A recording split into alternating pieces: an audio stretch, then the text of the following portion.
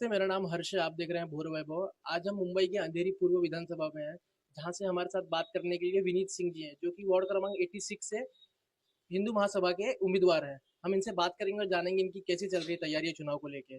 नमस्ते विनीत जी, कैसी चल रही है आपकी चुनाव की तैयारियां? जय श्री राम हर्ष भाई। चुनाव बहुत अच्छे से चल रहा है।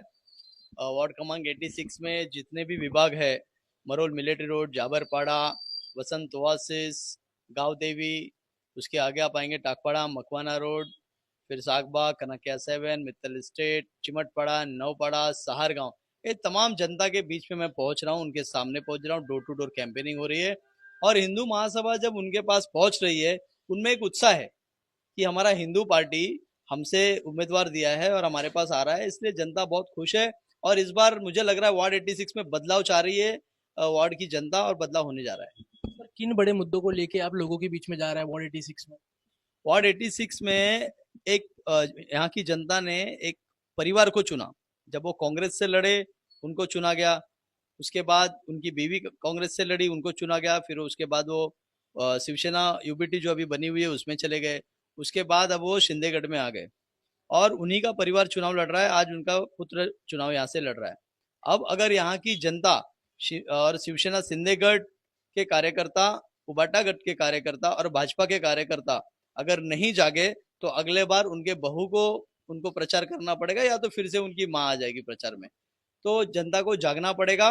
क्यों करना पड़ेगा? क्योंकि इतना उनको अपॉर्चुनिटी देने के बाद भी वो यहाँ पे डेवलपमेंट नहीं कर पाए। पानी की समस्या जस की तस, उसके लिए मैं काम करने वाला हूँ। स्कूल एजुकेशन डिपार्टमेंट में आप देखेंगे तो म्यूनिसिपल स्कूल में कोई डेवलपमेंट नहीं है, बच्चे उतने आते नहीं है, बोर्ड्स की डेवलपमेंट नहीं हुई।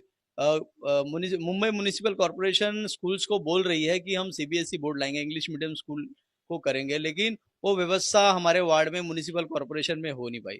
एक भी अच्छा छोटा सा या बड़ा सा कोई भी आप बोलिए, एक भी अस्पताल मेरे वार्ड में नहीं है, सरकारी अस्पताल कि लोगों को सुविधा मिले। एक भी क्लिनिक नहीं है छोटा सा, जो क्लिनिक होना चाहिए। मैं वहाँ पे क्लिनिक बनाने की बात कर रहा हूँ कि सहार गांव में भी एक क्लिनिक हो, सहार गांव की जनता के लिए क्लिनिक हो, मरोल विभाग में मरोल विभाग के लिए क्लिनिक हो। और हमारे यहाँ स्पेस काफी है, जो जगह है वहाँ पे कब्जा करके होटलें बनाई जा रही है।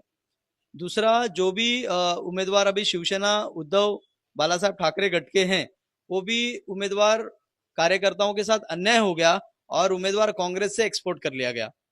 और जो कांग्रेस के जो स्थानिक कार्यकर्ता यहाँ से टिकट मांग रहे थे, उनको भी नहीं दिया गया। उन्होंने भी एक्स कॉर्पोरेटर दूसरे वार्ड के, उनको एक्सपोर्ट करके लाके यहाँ पर दे दिया गया। तो जनता के डेवलपमेंट के लिए कोई नहीं बात कर रहा है, सिर्फ चुनाव लड़ने की बात कर रहे हैं, जीतने की बात कर रहे हैं। मैं डेवलपमेंट की बात कर रहा हूँ, मैं हिंदुत्व की बात कर रहा हूँ। मैं चाह रहा हूँ कि मेरे दो वार्ड में दो विधानसभा लगती है, दोनों विधानसभा के क्षेत्र में सहार गांव की तरफ, मरोल की तरफ एक एक लाइब्रेरी बने, ताकि यहाँ पे जो बच्चे और कॉलेज गोइंग स्टूडेंट्स हैं, महिलाएं हैं, उनके लिए एक बैठकर स्कूल बुक्स रीड करने की व्यवस्था हो। एडवोकेट्स यहाँ पर रहते हैं, उनको वहां पर जाके पढ़ने की व्यवस्था हो। डॉक्टर्स यहाँ पर रहते हैं, उनकी व्यवस्था हो। अन्य सभी लोग जिनको पढ़ने में रुचि है, उनके लिए मैं लाइब्रेरी बनाऊं। और जो गार्डन्स है, जो गार्डन्स की वातावरण इतनी खराब हो गई है, बच्चों को खेलने के लिए मरोल में अगर कोई क्रिकेट खेलना चाहता है तो ग्राउंड नहीं है, फुटबॉल खेलना चाहता है तो ग्राउंड नहीं है। इस तरीके से पूरे ग्राउंड को इन लोगों ने कब्जा करके अपना बपौती बनाकर रखा है। तो मैं डेवलपमेंट के लिए बात कर रहा हूँ। मैं दूसरा एक बहुत बड़ा विषय जो मैं लेकर चल रहा हूँ पूरे वार्ड में, कि मेरे वार्ड में जितने भी फेरी वाले हैं, जो कब्जा कर रखे हैं फुटपाथ को, वो 90% रोहिंग्या और बांग्लादेशी है। मैं अगर जीत कर आऊंगा तो मेरे वार्ड में एक भी रोहिंग्या बांग्लादेशी रहेगा नहीं। पुलिस के, मुंबई पुलिस के माध्यम से उसको मैं सीधा बांग्लादेश डिपोर्ट कराने का पूरा काम करूंगा। और यहाँ का जो भूमिपुत्र है, जो महाराष्ट्र का भूमिपुत्र है, और जो यहाँ के मतदार हैं, एक्चुअल मतदार, हमारे लोग बिजनेस करेंगे। दूसरे लोगों को मैं यहाँ पर फुटपाथ कब्जा करने दूंगा नहीं। रोहिंग्या बांग्लादेशी को तो यहाँ से भगा के ही रहूंगा मैं। ये मेरा डेवलपमेंट, सुरक्षा और हिंदुत्व का मुद्दा है। सर, आपकी जो पार्टी है, जिस पक्ष से आप लड़ रहे हैं, हिंदू महासभा, ये अक्सर कहा जाता है कि जिस पार्टी से लड़ रहे हैं हिंदू महासभा, ये अक्सर कहा जाता है कि हिंदुओं का पक्ष है। पर आपको मत जो लेने हैं लोगों से, वो हर धर्म हर प्रांत के लोगों से लेने हैं। आप इसको किस तरीके से समझेंगे? देखिए, हिंदू महासभा एक नाम ही बता रहा है कि ये हमारे हिंदू भाइयों का पार्टी है।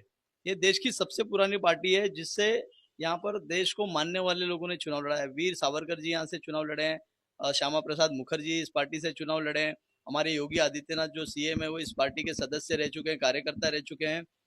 मेरे वार्ड में मेरे वार्ड में हिंदू की संख्या बहुसंख्यक है, और अगर वो पूरा हिंदू एकत्रित हो जाए, जाग जाए, बांग्लादेश में जो हो रहा है अगर उसको देखकर जाग जाए, और उनको लगता है कि हमारा कॉर्पोरेटर सेकुलर ना हो, यहाँ पर 15 लोग चुनाव लड़ रहे हैं, 14 सेकुलर लोग लड़ रहे हैं, सभी के साथ काला कबूतर जाली टोपी घूम रही है, लेकिन मैं अकेला हिंदुत्व की बात कर रहा हूं। अगर मेरे हिंदू भाई जो पूरे वार्ड 86 में रह रहे हैं, फिर वो जाबरपाड़ा में रह रहे हो, सागबाग में रह रहे हो, चिमटपाड़ा में रह रहे हो, वसंत वासिस, कनकिया 7, नवपाड़ा या सहार गांव के, मैं सभी हिंदू भाइयों से कहना चाहता हूं, अगर ये एकत्रित हो गए और इकट्ठा होकर मुझे मतदान करे, हेलीकॉप्टर का बटन दबाए 8 नंबर का, तो आप जान लेना मेरे हिंदू भाई एक हिंदू नगर सेवक बनाकर अपनी सेवा को लेंगे। सर आप हिंदुत्व की बात कर रहे हैं, कुछ साल पहले आपके साथ एक पक्ष हुआ करता था शिवसेना, जो अब टूट चुका है, उसी का एक घड़ा जो है शिवसेना उद्धव बाला साहब ठाकरे है, उनके दो भाई एक साथ आए हैं, क्या लगता है आपसे उससे कुछ असर पड़ेगा आपके हिंदुत्व के मुद्दे पे? देखिए, यूबीटी की जो बात है उस वो तो कांग्रेस से अलायंस कर चुकी है, तो जो हिंदुत्व की बात करता है वो कांग्रेस से कभी अलायंस नहीं कर सकता।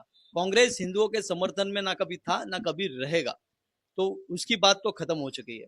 और जो यूबीटी से मत अलायंस कर लिए राज साहब ने, अब राज साहब एक हिंदुत्व का चेहरा पूरे महाराष्ट्र में दिख रहे थे, लेकिन यूबीटी के साथ जाने के बाद वो भी चेहरा खत्म हो चुका है, तो हिंदुत्व के तो सवाल ही नहीं आता। सर आपने विचारधारा की बात की, हिंदुत्व की बात की, सुरक्षा की बात की, पर एक मुद्दा तो बहुत बड़ा मुंबई में भी चल रहा है, वो है प्रदूषण का।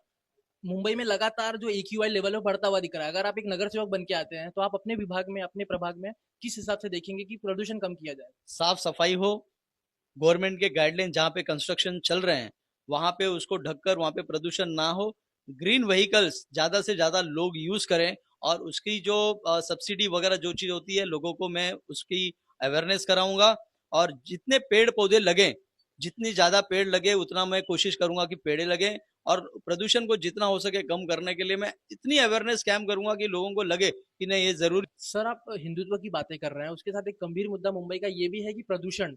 आप अगर जीत के आते हैं तो अपने विभाग में प्रदूषण को किस हिसाब से कम करेंगे? जैसे कि AQI बहुत बढ़ता हुआ दिख रहा है बीते दिनों में। एक्यूआई बढ़ने के दो चीजें हैं, एक तो व्हीकल्स के जो पोल्यूशन होते हैं उसके वजह से, कंस्ट्रक्शन जो काफी चल रहे हैं उनके वजह से पोल्यूशन होते हैं, जो मेजर पोल्यूशन का जगह है। तो यहाँ पे मैं अवेयरनेस करूंगा लोगों को कि गैस की गाड़ियां चलाए, या तो फिर जो green vehicle electric vehicle I है उसकी वो गाड़ियां चलाई जाए, लोगों को अवेयरनेस करना जरूरी है। दूसरा है कि कंस्ट्रक्शन जितने भी चल रहे हैं उनको बोला जाए कि उसको सेफ्टी के तौर पे किया जाए ताकि वो पॉल्यूशन सराउंडिंग में ना मिले। तीसरा है कि लोगों को इतना अवेयर करना जरूरी है कि हम पेड़ पौधे ज्यादा लगाएं, पेड़ पौधे ना बनाएं। मुंबई एक कंक्रीट जंगल बन चुका है, और वो कंक्रीट जंगल होने का सबसे बड़ा प्रॉब्लम है इतने एसीज लग गए हैं और इतने ग्लास के बिल्डिंग्स बन गए, उसके वजह से ये पॉल्यूशन बढ़ता जा रहा है।